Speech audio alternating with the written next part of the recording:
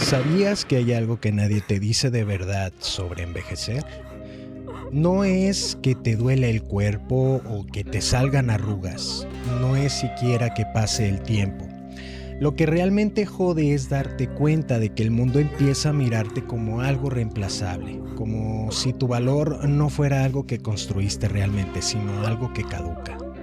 Y lo más enfermizo de todo es que no lo dicen en voz alta, lo hablan a tus espaldas.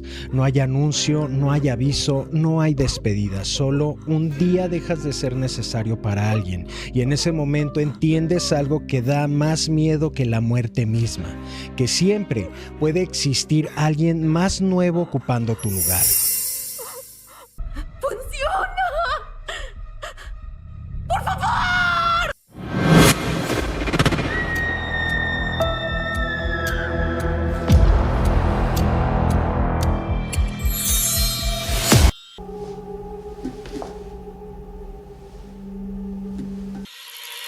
Esta es la idea que explota en esta nueva película llamada La Sustancia, dirigida por Carolee Fargett, protagonizada por Demi Moore y Margaret Qualley.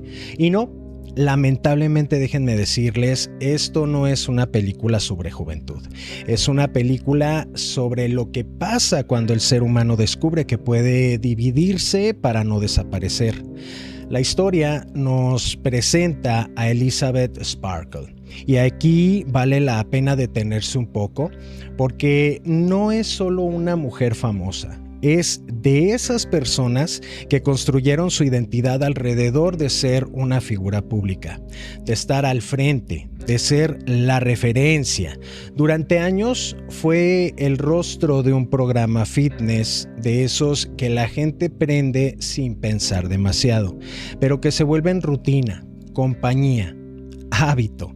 De esos programas que aunque tú no hagas ejercicio, pero los pones y los ves nada más para cansarte en la cama, ¿sabes? Y eso es muy importante, porque cuando eres parte de la rutina de alguien, pues te sientes eterno. Pero nada es eterno. Con el tiempo empiezan los cambios que nadie te avisa de frente. La producción ya no la mira igual, las juntas pues ya no la incluyen igual y las decisiones empiezan a tomarse sin ella. Lo peor es que nadie es cruel, ¿saben? Solo son prácticos y esa es la forma más silenciosa de expulsarte del mundo o de los medios. Su programa es cancelado, su presencia pues empieza a ser ignorada y de un momento a otro pasa de ser la cara del momento a ser alguien que estorba en pantalla para los directivos. No hay peleas, no hay tragedias visibles, solo hay silencios incómodos. Y ese silencio es lo que la tira al suelo, porque no es el rechazo lo que duele, es la indiferencia. Elizabeth entra en una crisis brutal al darse cuenta de que ya no es suficiente para el mundo que ayudó a construir. Y aquí empieza algo muy humano que pues la película menciona y hace bien en mencionar. No la convierte en una víctima perfecta ni en una heroína, la convierte en alguien desesperada, como cualquiera de nosotros lo estaríamos si de repente dejáramos de ser visibles o servibles para alguien más. Y allí aparece la idea de la sustancia. Un procedimiento experimental del mercado clandestino que promete algo imposible, algo que pues es inimaginable, ¿saben? Dividirte en dos versiones de ti mismo, una original y una mejorada, pero nadie se la da. Nadie la obliga, es ella quien toma la decisión de aplicársela y ese detalle lo cambia todo. Porque pues no es un accidente, es desesperación consciente. Se administra el procedimiento ella misma. En cuanto lo hace, su cuerpo entra en un colapso y aquí la película no se contiene. No es elegante, no es limpia. Es incómoda, muy incómoda. El cuerpo empieza a reaccionar como si algo dentro estuviera peleando por salir, como si no fuera natural. Una división, una sola existencia en dos. Dolor extremo, espasmos, desintegración interna. Y no es solo físico, es emocional también. Aunque no lo diga en voz alta, es ese tipo de dolor donde entiendes que ya no hay regreso a lo que eras hace unos minutos. No es transformación bonita, es una ruptura. Y del interior de Elizabeth nace Sue. Sue es su versión más joven, perfecta, idealizada para el mundo exterior, más energía, más atractivo, más presencia. Pero lo interesante aquí es que Sue no nace lista para odiar a Elizabeth, ni nada de eso. Al inicio incluso parece algo casi inocente, como si fuera una oportunidad limpia, como si el mundo dijera, ok, esta versión sí la queremos. Y ahí está lo peligroso, porque no es que Sue sea mejor persona, es que el mundo la trata mucho mejor. Y eso lo cambia todo. Sue no es independiente, es la misma existencia dividida. Y aquí viene la regla central. Solo una puede estar activa a la vez. Se alternan. Cuando una vive, la otra desaparece o duerme. No descansa, no comparte, se apagan entre sí. Al principio parece funcionar y hasta ahí algo extraño que empieza a llegar, como una falsa calma. Elizabeth tiene su tiempo fuera del mundo. Sue entra y vive todo lo que ella perdió y el mundo responde como si nada estuviera roto, pero hay algo muy humano que empieza a aparecer.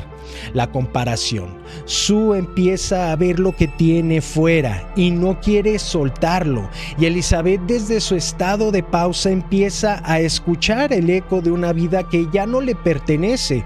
Es como si una parte de ti estuviera viviendo el sueño, mientras la otra espera en silencio a que termine su turno, y eso no puede salir bien.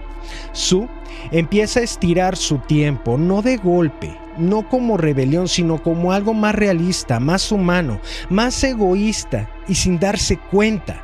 Solo un poco más, solo hoy, solo esta vez. Y cada vez que lo hace, pues Elizabeth regresa peor, mucho peor, más débil, más inestable, más desgastada, más vieja. Como si el cuerpo entendiera que lo están usando sin ningún equilibrio. Y aquí la historia pues se vuelve incómoda de otra forma, porque ya no es ciencia ficción lo que estamos viendo, es una relación rota entre dos personas que son una misma. Sue empieza a vivir más fuerte el mundo exterior y el mundo empieza a premiarla por eso: trabajos, atención, deseo y validación. Y Elizabeth pues empieza a volverse el precio oculto de esa vida, una existencia que solo sirve para sostener a la otra, y eso duele porque no es fantasía, es muy humano. Es la parte de nosotros que hemos ignorado, cansados o dejado atrás para funcionar. Así lo dejaríamos. Sue empieza a dominar el tiempo. Elizabeth empieza a desaparecer incluso cuando está presente. Y el cuerpo pues empieza a reflejar eso.